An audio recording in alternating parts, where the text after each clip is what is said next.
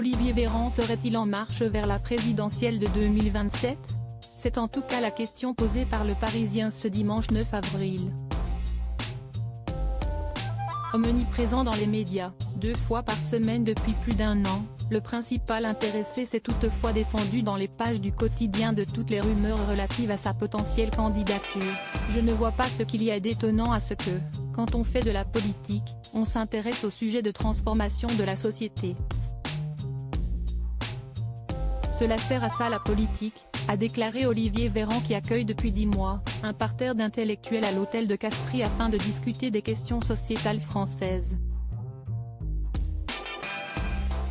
Il n'est pas dans les starting blocks, a-t-il fini par affirmer.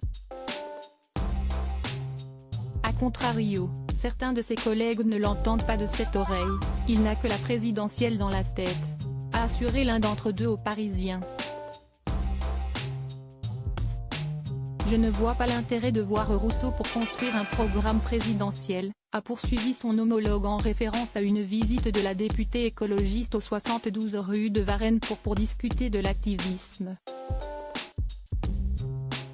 Alors que les discussions autour d'un remaniement ont été évoquées et face à tant d'agitation et de manœuvres, Le Parisien rappelle que certains membres de la sphère politique aimeraient voir l'actuel porte-parole évincé du gouvernement.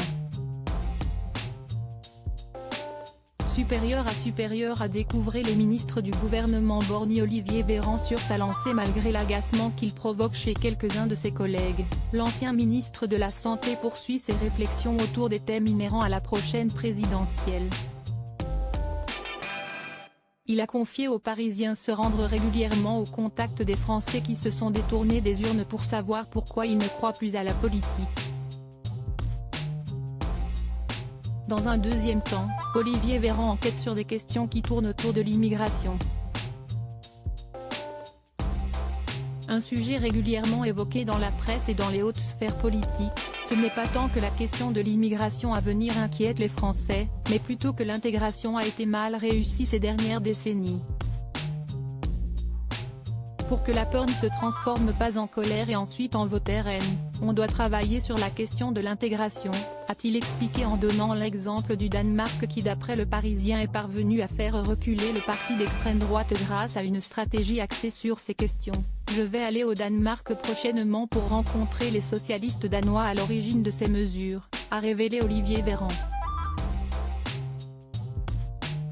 Une décision qui nourrira sûrement davantage les rumeurs de candidature en 2027.